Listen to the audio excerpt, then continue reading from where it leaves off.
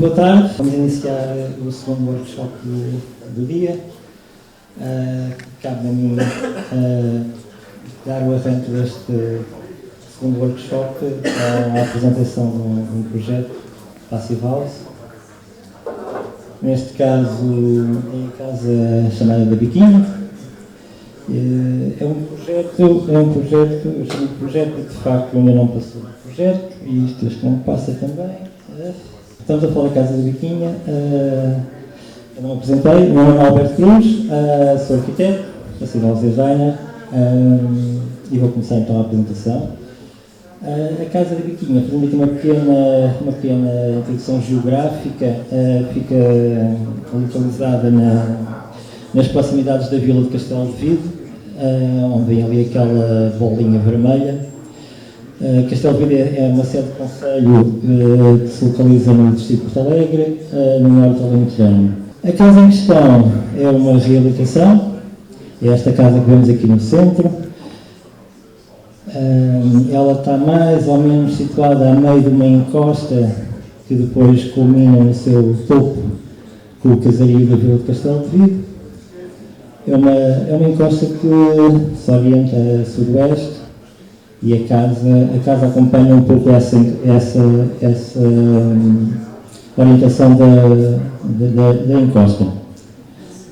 Não é a implantação mais favorável, mas também não é má de toda, porque conseguimos ter dois alçados virados no quadrante sul, nomeadamente este que vemos na imagem, a sudoeste, e depois o outro lado direito a sudeste, que é onde se irão fazer grande parte dos ganhos solares desta habitação.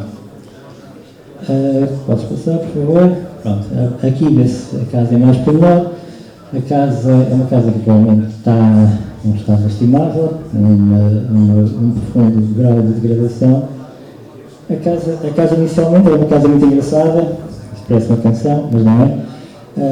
E que ao longo das últimas décadas foram-lhe fazendo algumas maldades, acrescentaram-lhe alguns volumes. É uma casa de planta quadrangular com 2 pisos e um telhado em 4 águas que desapareceu nestas intervenções das últimas décadas. Pronto, isto é o outro ângulo da casa. Do que existia da cobertura apenas restou aquela chaminé que anteriormente liga a um fumeiro, que era a antiga cozinha da casa. Isto é a zona de entrada principal da casa. Vamos passar, por favor. Pronto, isto aqui, cá está. A cobertura que passou a ser uma cobertura plana, em terraço, materializada através de uma laje aligeirada, sem qualquer sistema de impermeabilização e que levou, naturalmente, à degradação, ou seja, contribuiu também em grande parte para a degradação da casa. Vamos passar, por favor. Isto é o interior da casa, só para dar aqui mais ou menos uma ideia de como é que está a casa neste momento. Aliás, a casa neste momento já não está com este ar tão esplendoroso como está aqui. As fotografias já têm mais de um ano e a casa, portanto, já se degradou bastante mais. Podes passar? Pronto, isto são as plantas da casa atualmente. Basicamente a habitação propriamente dita desenvolve-se no piso superior, tem uma zona de cozinha, uma zona de sala, um quarto e depois uma casa de banho que já apareceu posteriormente, um daqueles volumes anexos ao edifício principal. O piso inferior é um piso único e exclusivamente dedicado a arrecadações e atividades agrícolas da quinta, onde a casa se insere. Pronto. Este projeto teve a particularidade de ser desenvolvido, o início dele coincidiu com a minha formação em Passive House Designer, e eu desde logo tentei explicar um pouco à cliente, neste caso é uma cliente, as vantagens da Passive House e de se construir segundo uma Passive House. Na realidade eu não dei só informações, eu bombardeei autenticamente a cliente com informação sobre o Passive House, mas resultou que a cliente depois já me dizia que não queria construir de outra forma a não ser uma Passive House. Não, só um bocadinho ainda. No entanto, eu resolvi esticar um bocadinho mais a corda e proposar à cliente, já que me chegou uma Passive House, porque não certificá-la. Pronto, a cliente percebeu, de facto, a mais-valia de fazer a certificação da casa e assim foi. E nesse sentido, nós contactámos a Homegrid, que é a única entidade em Portugal a realizar e fazer certificação energética, certificação de Passive House, e a partir daí a Homegrid passou a ser um parceiro deste projeto, no desenvolvimento deste projeto. Pronto, em termos da intervenção, o que é que nós pensamos? Numa primeira fase, fazer uma certa limpeza de tudo aquilo que existia, ou seja, todas estas manchas que se veem em amarelo, é o que nós proponemos remover, deixando só o edifício principal, o edifício original, pronto, e removemos também o interior. Agora, acontece que o programa que a cliente pretendia para aqui, apesar de ser um programa relativamente simples, em termos de um programa de habitação e familiar, era bastante extenso. E a área que nos sobrava não era suficiente para conseguir lá encaixar todo o programa, de maneira que nós tivemos que fazer uma pequena ampliação nesta casa, embora estávamos muito limitados pelo PDM de Castelo Verde e pelo facto da casa se situar numa zona de parque natural, da Serra de São Mamed, e como tal as limitações eram algumas, só podíamos ampliar 10% a área existente, de maneira que tivemos que capitalizar um pouco todas estas áreas, estes volumes que fomos diminuir para esse novo volume a acrescentar à casa e assim conseguir encaixar todo o programa que a cliente pretendia. Em termos de solução é esta, basicamente, nós neste novo volume que se adoçou à casa original, conseguimos encaixar a escada que nos permite fazer a ligação entre pisos e o conjunto de casas de banho da habitação. Era a vontade da cliente que todo o piso superior ficasse a funcionar como espaço social da casa e tivesse em simultâneo também uma suíte. Desenvolvendo-se depois todo o resto do programa em termos de quartos no piso inferior, bem como zonas técnicas, zonas de arrumos e uma lavandaria. Por outro lado, a cliente também pretendia ter uma grande varanda ligada à zona social, que é este corpo que aparece aqui, nesta zona, este piso de baixo, piso de cima. Esta varanda foi materializada como um elemento ligeiro, em estrutura metálica, completamente autónomo da casa original, por forma a evitarmos qualquer ponto térmica, que é sempre uma situação a evitar, e assim conseguimos de facto que não houvesse aqui qualquer ponto térmica nesta ligação da varanda com o edifício principal.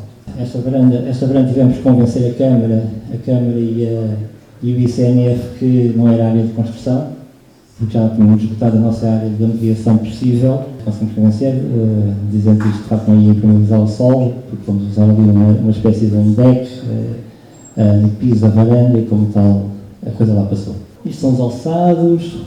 Aqui o alçado nordeste, onde se faz agora a nova entrada, que é já onde se fazia anteriormente, mas agora pelo novo volume proposto.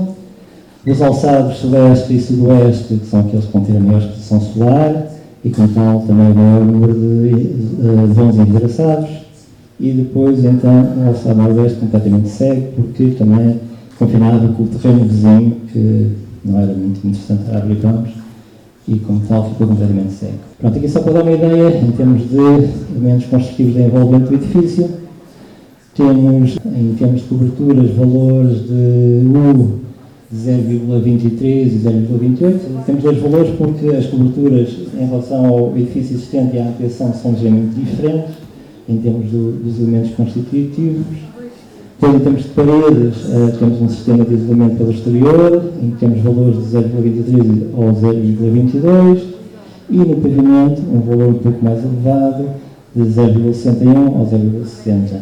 Este aqui é, já só para ver em termos dos princípios da Passive House, que é o isolamento adequado e contínuo ao longo de todo o envolvente, que aqui, como se trata de uma reabilitação, não foi possível cumprir na íntegra, porque as paredes do nosso edifício existente, o isolamento não foi possível ligar ao isolamento da base do piso térreo.